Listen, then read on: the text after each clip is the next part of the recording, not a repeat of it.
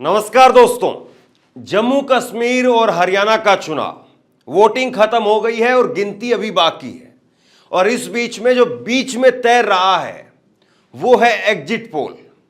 Exit poll के जो आंकड़े हैं वो बीजेपी के लिए कोई बहुत अच्छे नहीं है, लेकिन एग्जिट पोल की विश्वसनीयता वो इतनी खत्म हो गई है कि एग्जिट पोल में बीजेपी की हार देखने के बाद में भी लोग उस पर यकीन नहीं कर पा रहे।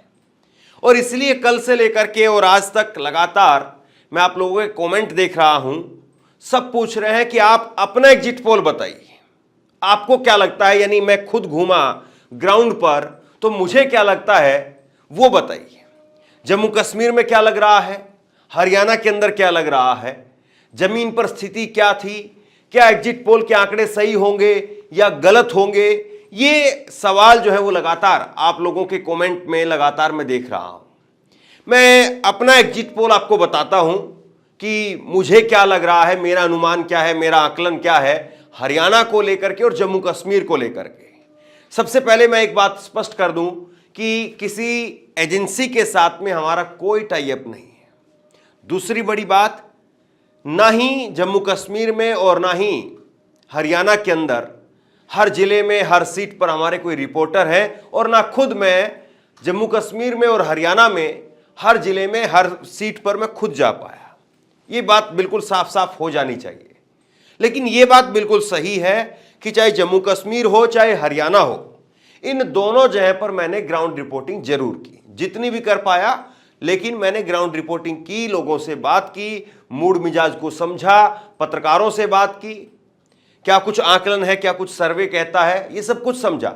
और इसलिए जम्मू कश्मीर और हरियाणा को लेकर के जो मेरा आकलन है वो मैं आपके सामने रखता हूं। एक बात बिल्कुल साफ है, चाहे जम्मू कश्मीर हो चाहे हरियाणा हो, मैं अपने आंकड़े आपको दिखाऊं कितनी सीटें किसको हो सकती है मेरे हिसाब से, उस पर मैं बात करूं। उससे पहले मैं थोड़ा सा आपको बता दूं, दोनों स्टेट के अंदर जम्मू कश्मीर और हरियाणा, हालांकि जम्मू कश्मीर जो है वो आज की तारीख में स्टेट नहीं है और ये इस बार के चुनाव में सबसे बड़ा मुद्दा था।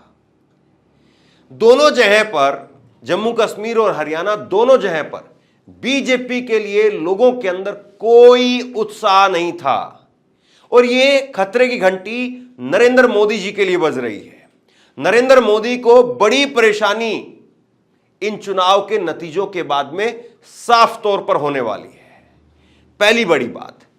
दूसरी बड़ी बात, क्या विपक्ष को जिताने के लिए दोनों स्टेट में लोगों के अंदर जोश था, या फिर यूं कहें कि विपक्ष ने केवल फल से गिरता हुआ आम या सेब वो अपने हाथ में जो है वो लपका है। इसके अलावा जो है जनता के अंदर जो आक्रोश था वो मौजूदा सत्ता से था। ये बात भी समझनी बहुत महत्वपूर्ण है। आंकड़े जो हैं वो गवाही दे रहे हैं कि बीजेपी की सरकार जा रही है। हालांकि जम्मू कश्मीर में तो गवर्नर का राज है, लेकिन जम्मू कश्मीर में भी एक तरीके से बीजेपी ही रूल कर रही थी। और उस बीजेपी के रूल को या गवर्नर के रूल को हटाने के लिए लोगों ने वहां पर वोट दिया है। यह बात बिल्कुल साफ साफ जम्मू कश्मीर के अंदर दीवार पर लिखी हुई दिखाई दे रही थी। जो पढ़े तो ठीक है, ना पढ़े तो ठीक है। अब जरा आंकड़ों पर आते हैं, फिर विश्लेषण जो है विस्तार से करेंगे। हरियाणा को लेकर के सबसे पहले मैं आपके सामने आंकड़े रखना चाहूंगा कि हरियाणा में मुझे क्या स्थिति दिखाई दी, और उसके बाद में जम्मू कश्मीर को लेकर के बात करेंगे। हरियाणा के अंदर अगर आप स्थिति देखें तो हरियाणा में मुझे लगता है कांग्रेस पार्टी 56 से 62 सीटों के बीच में रह सकती है। ये ऑनलाइन न्यूज इंडिया का मेरा आकलन ये है कि कांग्रेस 56 से 62 सीट पर हरियाणा में रह सकती है। बीजेपी 18 से 25 के बीच में यहां पर बीजेपी रह सकती है। आईएनएलडी जो पिछली बार सिर्फ एक सीट जीतने में कामयाब रही थी, इस बार आईएनएलडी 2 से 3 सीटें जीत सकती है। एक बात यहां पर मैं ये भी बता दूं कि एलनाबाद की जो सीट है जहां पर अभय चौटाला लड़ रहे थे, उस सीट पर कोई एक तरफा लहर नहीं है। आईएनएलडी को उस सीट पर भी संघर्ष करना पड़ रहा है। फिर भी 2 या 3 सीटें ऐसी हो सकती है जहां पर आईएनएलडी जीत सकती है। उसके बाद में जेजेपी का तो फुल फॉर्म ही लोगों ने बना दिया जमानत जब्त पार्टी, और जेजेपी का मुझे नहीं लग रहा है कि इस बार के चुनाव में कोई खाता खुलेगा। दुष्यंत चौटाला भी हार रहे हैं, दिग्विजय चौटाला भी हार रहे हैं, और तमाम उनके कैंडिडेट वो भी हारते हुए दिखाई दे रहे हैं। इसके बाद में बीएसपी जो गठबंधन में यहां पर थी आईएनएलडी के साथ में, बीएसपी का भी खाता नहीं खुलेगा। एएसपी चंद्रशेखर आजाद की पार्टी जो कि जेजेपी के साथ में गठबंधन पे थी, उनका भी खाता नहीं खुलेगा। और अन्य की अगर बात करें, निर्दलियों की अगर बात करें, तो 4 से 6 सीटें ऐसी हो सकती हैं जहां पर निर्दलीय जीत सकते हैं। तो कुल मिलाकर के मेरा आकलन यह है, जिसमें कांग्रेस की सरकार स्पष्ट तौर पर बनती हुई दिखाई दे रही है। 56 से 62 सीटें वो कांग्रेस के खाते में जा सकती हैं, और बीजेपी 18 से 25 के बीच में यहां पर संघर्ष करती हुई दिखाई देगी। और ये अगर 25 सीट भी बीजेपी यहां पर लाने में कामयाब हो जाती है तो बीजेपी के सम्मानजनक हार कही जाएगी। और अगर कोई ऐसा बहुत बड़ा अंडरकरंट था, हालांकि मैं इन आंकड़ों में भी कंजूसी कर रहा हूं, और यहां पर अगर कोई बहुत बड़ा अंडरकरंट था तो मैं कह नहीं सकता हूं कि फिर ये चीजें और ऊपर भी जा सकती है। लेकिन मुझे लगता है कि जितना हम लोग पढ़ पाए जमीन पर स्थिति को, तो कम से कम ये जरूर दिखाई दे रहा है कि इतना जो है वो जरूर बीजेपी के लिए नंबर रहेगा और कांग्रेस के लिए भी इतना नंबर रहेगा। ये साफ तौर पर जो है वो दिखाई दे रहा है। लेकिन एक बात मैं आपको यहां पर साफ तौर पर ये कह सकता हूं कि हरियाणा के अंदर कांग्रेस ने जो जमीन तैयार की, उससे कहीं ज्यादा योगदान जो है मैं मानता हूं कि हरियाणा के अंदर जो काम किया वो 3 मुद्दों ने काम किया जिससे कांग्रेस का माहौल बना। और उसमें सबसे पहले नौजवानों का मुद्दा था, अग्निवीर का, बेरोजगारी का वो मुद्दा काम किया, जिसका फल जो है प्रॉफिट वो कांग्रेस को मिला। दूसरा, किसान आंदोलन की वजह से लगातार गांव देहात में बीजेपी के खिलाफ गुस्सा बढ़ता चला गया। जिस तरीके से लाठियां चलाई गई, जिस तरीके से किसानों की वहां पर मौतें हुई, उससे बीजेपी के खिलाफ गुस्सा बढ़ता चला गया। कांग्रेस को बेनिफिट इस चीज का भी यहां पर मिला। और तीसरा, आखिरी में बड़ा मुद्दा जो उभर करके सामने आया वो पहलवानों का मुद्दा था, जिसकी वजह से बीजेपी के खिलाफ गुस्सा बढ़ता चला गया और बेनिफिट यहां पर कांग्रेस को हुआ। तो ये जो 3 मुद्दे हैं ये एक तरीके से इतने मजबूत हैं कि हरियाणा में जो नंबर चाहिए सरकार बनाने के लिए, 45 का आंकड़ा जो चाहिए, 46 का आंकड़ा, 90 सीटें कुल हैं, तो यहां पर करीब करीब जो है वो 30 के करीब सीटें वो इन 3 मुद्दों से बिल्कुल साफ तौर पर बीजेपी हारती हुई दिखाई दे रही है। और विपक्ष की जो पार्टी थी, सबसे बड़ी पार्टी कांग्रेस, वो जीतती हुई दिखाई दे रही है। जेजेपी पर, आईएनएलडी पर या बाकी जो और पार्टियां आई, बीएसपी और जेजेपी, बीएसपी और एएसपी, इन पर विश्वास इसलिए नहीं रहा क्योंकि ये छोटी पार्टियां थी, बीजेपी को वहां पर टक्कर देने में कामयाब जो है वो नहीं दिखाई दे रही थी, इसलिए लोग इनके साथ में नहीं गए। लोगों ने सीधे तौर पर यहां पर कांग्रेस को चुनने का काम किया।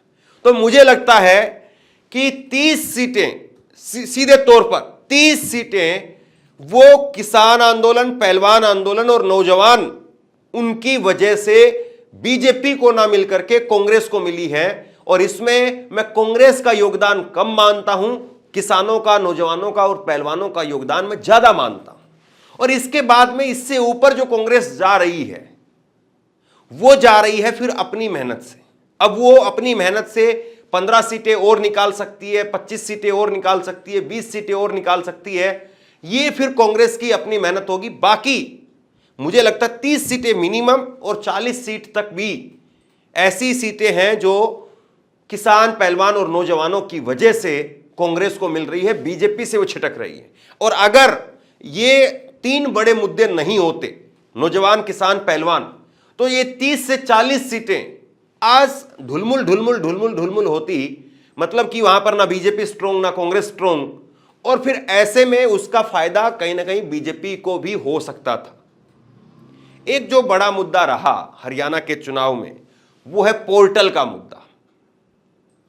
पोर्टल का मुद्दा इतना बड़ा मुद्दा बन गया। ये पोर्टल का मुद्दा क्या है, बाकी लोग जो नहीं समझ पा रहे होंगे वो मैं थोड़ा सा आपको समझा देता हूं। दरअसल ये जो मनोहर लाल खट्टर की सरकार थी, ये लेकर के आई फैमिली आईडी पोर्टल के नाम पर इन्होंने स्कीम निकाली। इन्होंने कहा कि हम लोगों का जो भी डाटा है, उनकी आय है, उनका नाम है, परिवार का ब्यौरा है, वो सब कुछ डिजिटल करेंगे।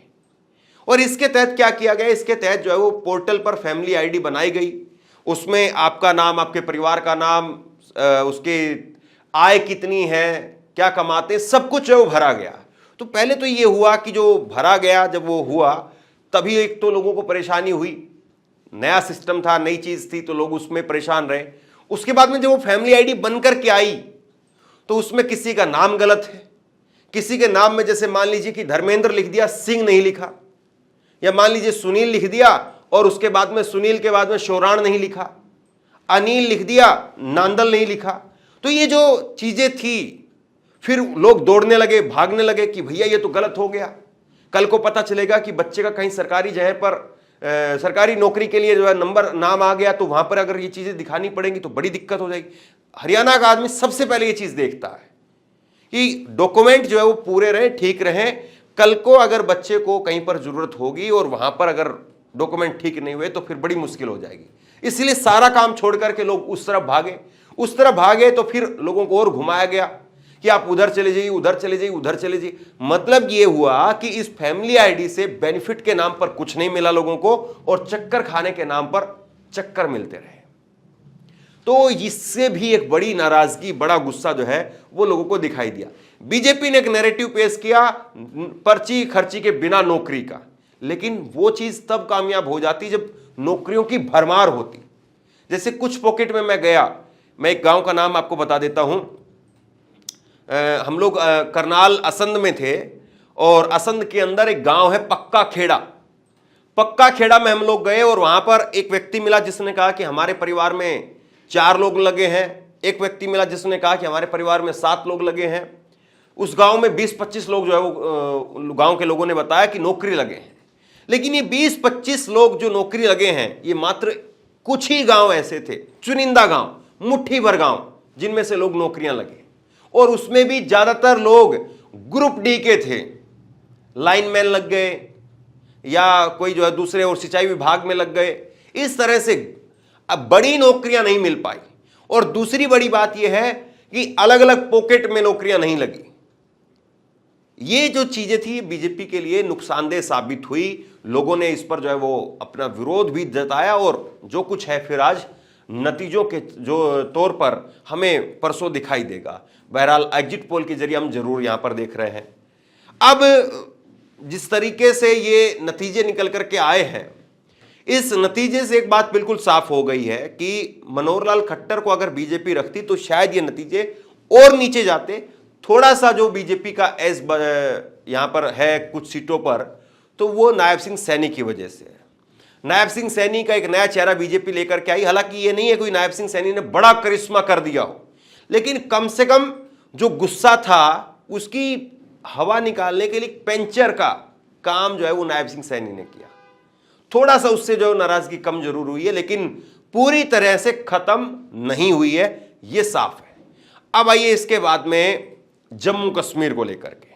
तो जम्मू कश्मीर को लेकर के मैं ये कह सकता हूं कि जम्मू कश्मीर में ज़्यादा नहीं घूमा हूं, इसलिए जम्मू कश्मीर को लेकर के मैं ज़्यादा आपको जो है वो नंबर भी नहीं बताऊंगा, क्योंकि जम्मू कश्मीर में 3-4 दिनों के लिए हम लोग गए थे, और 3-4 दिनों में जहाँ जहाँ पर हम लोगों से मिल पाए, मुद्दों को समझ पाए, वो मैं ज़रूर आपके सामने रख सकता हूँ। लेकिन जम्मू कश्मीर में ज़्यादा समय हम लोग नहीं दे पाए, इसलिए जम्मू कश्मीर के जो तमाम एग्जिट पोल इस वक्त में दिखाई दे रहे हैं, उसमें एक एग्जिट पोल है जो मुझे लगता है कि हो सकता है कि थोड़ा सा नतीजों के आसपास रहे। तो ये एग्जिट पोल इलेक्टोरल एज का एग्जिट पोल, वो आप देखिए। इसमें नेशनल कॉन्फ्रेंस को 33 सीटें, बीजेपी को 27 सीट, कांग्रेस को 12 सीटें, पीडीपी को 8 सीट और अन्य को 10 सीटें यहां पर मिलती हुई दिखाई दे रही हैं। यानी एनसी 33 और 12 सीटें यहां पर कांग्रेस की, ये दोनों मिलकर के, और अगर जरूरत लगेगी तो पीडीपी भी साथ में आ जाएगी, कोई बहुत बड़ी बात नहीं, आश्चर्य वाली बात नहीं है। और जो अन्य हैं उनमें से भी काफी लोग जो हैं वो इस गठबंधन के साथ में आकर के खड़े हो जाएंगे। इसमें कोई सरप्राइज वाली बात मेरे लिए नहीं है। लेकिन जम्मू कश्मीर में भी बीजेपी के लिए इस बार रास्ते बंद हैं। 2014 में जो हुआ था कि बड़ी पार्टी बन गई, उसके बाद में पीडीपी को अपने साथ ले लिया, लेकिन पीडीपी इस बार उतने नंबर नहीं ला पा रही है। पीडीपी मुझे लगता है 8 से 10 सीटों के बीच में ही सिमट करके रह जाएगी। 10 सीटों का आंकड़ा ऊपर, 10 सीटों से ऊपर पीडीपी मुझे नहीं लग रहा है कि जाएगी। और जब 10 सीटों से ऊपर पीडीपी नहीं जाएगी तो जाहिर सी बात है वो कोई किंग मेकर नहीं है। वो केवल और केवल ये है कि एक सपोर्टिव हैंड जरूर हो सकती है। वो अब एनसी कांग्रेस के साथ में ही जाने में ज़्यादा वो कंफर्टेबल रहेंगे। इल्तिजा मुफ्ती के जो बयान रहे कि राहुल गांधी में ठहराव है, राहुल गांधी अच्छे प्रधानमंत्री हो सकते हैं, जो तमाम बातें कही गई, तो उसमें बिल्कुल साफ तौर पर ये चीज़ें दिखाई दे रही हैं। और सबसे बड़ी बात ये कि जिस तरीके से पीडीपी को लेकर के जो चीज़ें जम्मू कश्मीर में हैं, उसका वजह जो है वो 2014 का जो चुनाव था वही है। 2014 के चुनाव के अंदर पीडीपी को जो नुकसान हुआ, उसकी वजह से पीडीपी जो है वो अभी भी यहां पर नुकसान में दिखाई दे रही है। मतलब पीडीपी को जब 2014 में वो बीजेपी के साथ चले गए तभी एक नुकसान हो गया था उनको, लेकिन वो सरकार में टिके रहे, आखिरी में वो गठबंधन टूट गया, लेकिन उसकी भरपाई नहीं हो पाई। लोगों ने पीडीपी को कभी स्वीकार नहीं किया और लोगों को लग रहा है कि जो 370 जम्मू कश्मीर में आया तो इसके दरवाजे पीडीपी ने ही बीजेपी के साथ मिलकर के खोले, वरना ना बीजेपी यहां पर आती और ना 370 हमारा जाता, ना हमारा स्टेट का जो दर्जा था वो जाता। अब वहां पर भी जो स्थिति है वो यही है कि पीडीपी के लिए कम से कम ये साफ तौर पर है कि अब वो अपनी कुछ जो स्ट्रॉन्ग होल्ड की सीटें हैं उनको बचा पाएगी। बाकी मुझे नहीं लगता कि कुछ खास वहां पर पीडीपी कर पाएगी। नेशनल कॉन्फ्रेंस वहां पर सबसे बड़ी जो लोगों की एक तरीके से घाटी में आवाज जो है वो बनकर के उभरी है, ये भी मुझे साफ तौर पर दिखाई दे रहा है। लेकिन एक बात यहां पर कांग्रेस के लिए नेगेटिव ये है कि कांग्रेस को जो माहौल बनाना चाहिए था जम्मू के रीजन में, कांग्रेस वहां पर उतना माहौल नहीं बना पाई। राहुल गांधी को भी जितनी रैलियां करनी चाहिए थी जम्मू रीजन में, उतनी रैलियां राहुल गांधी ना कर पाए और ना माहौल बना पाए। और ये इसीलिए जो थोड़ा सा बहुमत से ये गठबंधन पीछे रहेगा, मुझे लगता है या तो बहुमत के बिल्कुल आसपास या बहुमत से थोड़ा पीछे जो है वो ये नेशनल कॉन्फ्रेंस और कांग्रेस का गठबंधन रहेगा। और उसकी वजह कांग्रेस पार्टी का जम्मू रीजन में अच्छा प्रदर्शन ना करना एक बड़ी वजह है। यह सही है, अगर कांग्रेस पार्टी नेशनल कॉन्फ्रेंस का इन दोनों के साथ में गठबंधन नहीं होता तो नेशनल कॉन्फ्रेंस को भी उतना बेनिफिट नहीं होता, क्योंकि राहुल गांधी एक ऐसी फोर्स तो जरूर बन गए हैं कि वो घाटी में भी जाकर के, कश्मीरी घाटी में भी जाकर के वहां पर भी अपनी अच्छी खासी जो है वो वोटें निकाल सकते हैं। अब गठबंधन हुआ तो जाहिर सी बात है नेशनल कॉन्फ्रेंस को उसका फायदा हुआ है। और इसके जो है वो वजह आप समझ सकते हैं कि राहुल गांधी को अगले वजीर आजम के तौर पर फारूक अब्दुल्ला बुलाते हैं। तो ये सारी चीजें हैं, साफ तौर पर दिखाई दे रहा है। मैं चलते चलते एक बार आपको कुछ जो भरोसेमंद हैं या जो पोल्स ऑफ पोल हैं वो आपको मैं दिखा देता हूं। ये आप देखिए, एक बड़ा मजेदार चल रहा है सोशल मीडिया पर कि जलेबी 57 पर रहेगी और गोबर जो है वो 27 पर रहेगा। हरियाणा का एग्जिट पोल, ये मतलब व्यंग के तौर पर है। आपको पता है राहुल गांधी ने एक बयान दिया था जलेबी को लेकर के और बीजेपी ने उस बयान को खूब उल्टा सीधा करके काउंटर किया। तो अब लोग कह रहे हैं कि जलेबी 57 पर है और गोबर जो है वो 27 पर है। हालांकि नतीजों के आसपास जो है इस आंकड़े को आप कह सकते हैं, लेकिन ये व्यंग के तौर पर है। अब इसके बाद में रेड माइक ने एक सर्वे किया है और ये इन्होंने प्रदीप गुप्ता जो कि एक्सिस माई इंडिया के आज तक के लिए एग्जिट पोल बनाते थे, उनके साथ मिलकर के एक एग्जिट पोल किया है, जिसमें कांग्रेस को 50 से 55 इन्होंने दिखाया है और 20 से 25 बीजेपी को, आईएनएलडी को 3 से 5 और अन्य को 3 से 5 इन्होंने दिखाया है। इसके बाद में ये आज तक ने ये दैनिक भास्कर की खबर है आज की, हरियाणा में कांग्रेस को बहुमत है और जे&के में भी कांग्रेस गठबंधन आगे है, मतलब दोनों मिलाकर के आगे रहेंगे। 8 एग्जिट पोल का जो निचोड़ है, पोल्स, वो कांग्रेस को 55 सीट, बीजेपी को 26 सीटें हरियाणा के अंदर मिल सकती है, इनेलो को 2 सीटें और जेजेपी और आज़ाद समाज पार्टी इन दोनों को कोई सीट नहीं मिल रही है, 0 है। आम आदमी पार्टी को भी 0 है और अन्य को 7 सीटें यहां पर मिलती हुई दिखाई दे रही हैं। जम्मू कश्मीर में कांग्रेस और नेशनल कॉन्फ्रेंस के गठबंधन को 41 सीटें, भाजपा को 27 सीट मिलती हुई दिखाई दे रही है, पीडीपी को 7 सीटें और अन्य को 15 सीट यहां पर मिलती हुई दिखाई दे रही हैं।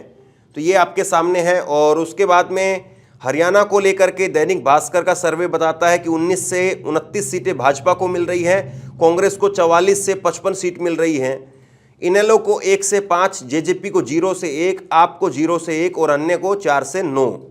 वहीं इंडिया टुडे सी वोटर का सर्वे 20 से 28 सीटें बीजेपी के लिए, 50 से 58 सीटें कांग्रेस के लिए, इनेलो 0 है, जेजेपी और एएसपी उनके लिए 0 से 2 है, आम आदमी पार्टी 0 है और 10 से 14 जो है वो अन्य को इंडिया टुडे ने दिखाया है। एक्सिस माई इंडिया का जो सर्वे है उसमें 18 से 28 सीटें भाजपा को, 53 से 65 सीटें कांग्रेस को, 1 से 5 इनेलो प्लस और जेजेपी प्लस को है वो 0 सीट, वहीं अन्य को 3 से 8 सीटें। और पीपुल्स प्लस का जो सर्वे है उसमें 15 से 29 सीटें भाजपा को, 44 से 54 सीटें कांग्रेस को, 2 से 3 सीट इनेलो को, 0 से 1 सीट जो है वो जेजेपी को और अन्य को 4 से 9 सीटें। रिपब्लिक टीवी का पी मार्क का जो सर्वे है उसमें 27 से 35 सीट बीजेपी को दिखाई दे रही है और उसके अलावा 51 से 61 सीटें कांग्रेस को, 3 से 6 सीट इनेलो को, बाकी सब अन्य इन्होंने 0 दिखाया है। ये मुझे लगता है कि इन्होंने ज़बरदस्ती बना दिया है, अन्य की सीटें वहाँ पर ज़रूर आएंगी। फिर रिपब्लिक का ही दूसरा एक मैट्रिक्स का सर्वे है जिसमें 18 से 24 बीजेपी को है, 55 से 62 कांग्रेस को है, 3 से 6 इनेलो को है, 0 से 3 जेजेपी, 2 से 5 अन्य को है। टाइम्स नाउ का सर्वे है, ये 22 से 32 सीटें दिखा रहे हैं बीजेपी को और 50 से 64 सीट दिखा रहे हैं, मतलब पता ही नहीं है, इतना लंबा चौड़ा 14 सीटों का जो है मार्जिन दिखा रहे हैं कांग्रेस पार्टी के लिए और 2 से 8 सीट अन्य के लिए। न्यूज़ 24 का जो सर्वे है उसमें 20 से 28 सीटें बीजेपी के लिए, 50 से 58 सीटें कांग्रेस के लिए और 2 से 8 सीट अन्य के लिए। जम्मू कश्मीर में अगर बात करें तो 20 से 25 सीट दैनिक भास्कर ने बीजेपी को दिया है, जबकि 35 से 40 सीटें नेशनल कॉन्फ्रेंस और 12 से 18 अन्य हैं, पीडीपी 4 से 7 है। इंडिया टुडे सी वोटर का सर्वे जिसमें 27 से 32 बीजेपी है, 40 से 48 नेशनल कॉन्फ्रेंस और कांग्रेस का गठबंधन है, 6 से 12 पीडीपी और 6 से 11 अन्य है। एक्सिस माई इंडिया का 24 से 34 सीटें भाजपा की, 35 से 45 सीटें कांग्रेस और नेशनल कॉन्फ्रेंस का है, 4 से 6 सीटें पीडीपी को मिल रही हैं, 8 से 23 सीटें अन्य को मिल रही हैं। फिर पीपुल प्लस का जो सर्वे है उसमें 23 से 27 सीटें भाजपा को है, 46 से 50 सीटें कांग्रेस को है और 7 से 11 सीटें पीडीपी और 4 से 6 सीटें अन्य को है। रिपब्लिक टीवी पी मार्क के सर्वे में बीजेपी को 28 से 30 सीटें और 31 से 36 सीट कांग्रेस और नेशनल कॉन्फ्रेंस, 5 से 7 सीट पीडीपी और 8 से 16 सीटें वो अन्य को हैं। टाइम्स नाउ का सर्वे है जिसमें 28 से 30 सीटें बीजेपी को दिखाई हैं, 31 से 36 सीट कांग्रेस और नेशनल कॉन्फ्रेंस को दिखाया गया है और 5 से 0 सीट वो पीडीपी के लिए और अन्य के लिए भी 0। ये भी मुझे लगता है कि सर्वे ठीक नहीं है। न्यूज़ 24 का 23 से 27 सीटें बीजेपी के लिए, 46 से 50 सीट नेशनल कॉन्फ्रेंस और कांग्रेस के लिए, 7 से 11 सीटें पीडीपी के लिए, अन्य के लिए 4 से 6 सीटें यहाँ पर दिखाई गई है। तो कुल मिलाकर के ये चुनावी जो है वो एग्जिट पोल है। आज का दिन और कल का दिन, 2 दिन इंतजार करिए और मुझे लग रहा है कि हरियाणा हो चाहे जम्मू कश्मीर हो, जम्मू कश्मीर में फिर भी थोड़ा सा ये रहेगा कि सरकार किसकी बनेगी, तो वो मैटर 1-2 दिन हो सकता है खींचे या शाम तक खींचे। लेकिन हरियाणा में मुझे लगता है 12 नहीं बजेंगे, उससे पहले ही खेल खत्म हो चुका होगा। बाकी आप लोग बताइए, आपको मेरा अनुमान, मेरा आकलन वो कितना सही लग रहा है, और आपका अनुमान, आपका आकलन वो भी नीचे कमेंट बॉक्स में लिख करके बताइए, ताकि और लोग भी आपके नाम से पढ़ सकें। बहुत बहुत धन्यवाद।